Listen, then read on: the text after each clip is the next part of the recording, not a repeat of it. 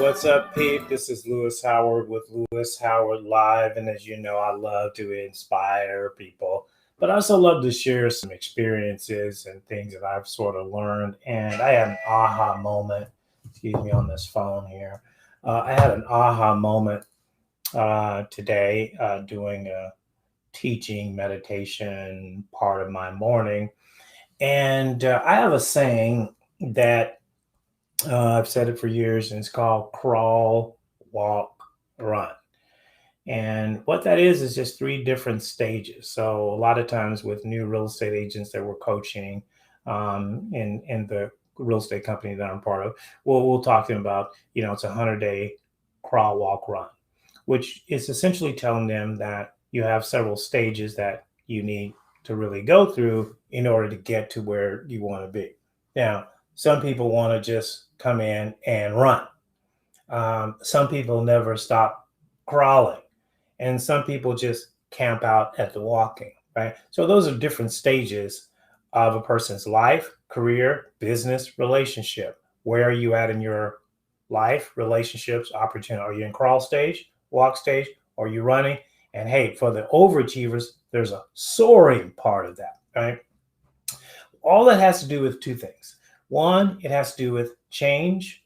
And number two is transformation. Now, transformation is a big thing that we talk about, especially I think in the psychological and therapy kind of arenas. You got to transform your life, transform your business, transform your opportunities, transform. But what does that really mean, right? You could hear something and not know what it means. So let's talk about what that really means in relation to what I said, crawl, walk, run. Number one is change. So the thing that was my aha moment is that change is something that can happen instantly. The weather can change. You get a text message from a family member or your employer, life can change, right? It can change. And change can be sudden. Change can be unexpected. Change can be without warning. Okay.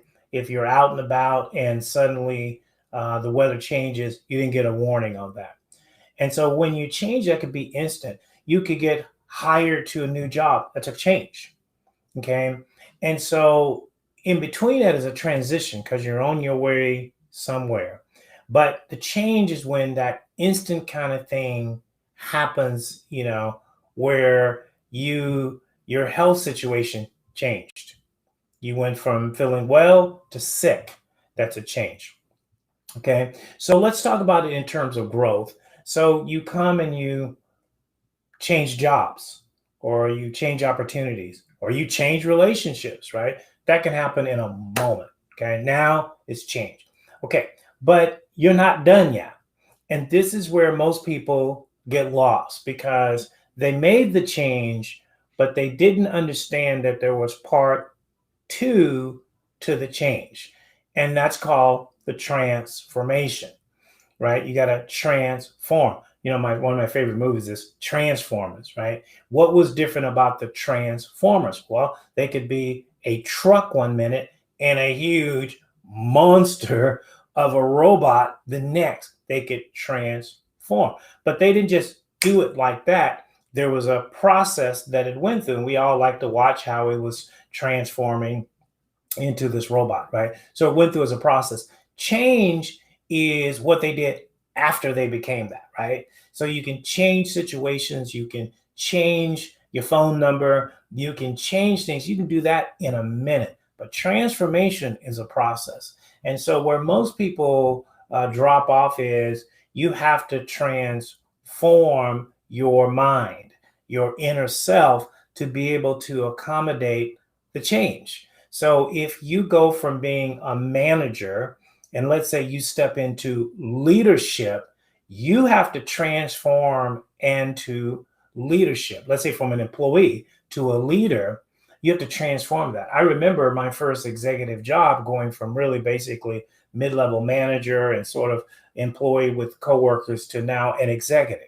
So that was a different role. That change of a title, that change of a position caused me to have to transform into a leader.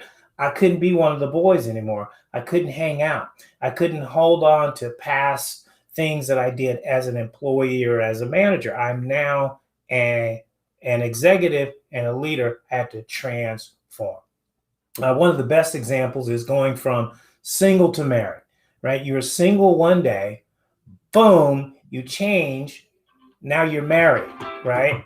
And now you're married. And so now what has to happen is you have to transform into a marriage mindset. You can't operate with a singles mindset in a marriage relationship. You're probably going to shipwreck the thing. And so that's where most people, I think, get left at the starting block. So, if I'm in the crawl phase of life and I change from that to run phase, I got to transform into a runner.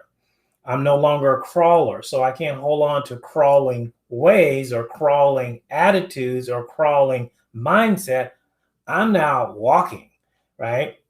And then I'm going to go from walking into the running. So I got them backwards. So it is phase, but the thing is, so let's go big. Let's say today you came as a poor person, you won the lottery. And all of a sudden now you have $10 million at your disposal. Okay. Now all of a sudden the world that wasn't available to you yesterday is now available to you. There's a million different choices that you now can make. Well, now what you have to do is you've got to transform into somebody now that has money versus somebody that's used to not having more money, right? Maybe you came from a person that had more month than they had money, and now you got more money than you have month. Well, you have to transform into that person that can steward that money. If you do not do that, you will end up blowing the opportunity or blowing money or blowing resources. And so it is important to study change because that's instant, but really where the growth happens, where the influence happen, where the big balling happen, as some people like to say, it's in the transformation. And that can take days, weeks, months, sometimes years. I've been in transformation for 20 years in different things. And every time I take on something new and embrace something new, I have to transform. So don't just look at people and believe that somehow Elon Musk just became Elon Musk overnight, or Jeff Bezos became, that overnight, or a successful married couple just happened to have that overnight, or a star Olympic player or participant became that overnight. No, they made the change to be it, but then through practice, through drilling, through rehearsal, through failures, through setbacks, through falling down, to getting up again, they made the transformation. This is what we don't want to post on social media. Nobody wants to post their transformation on social media.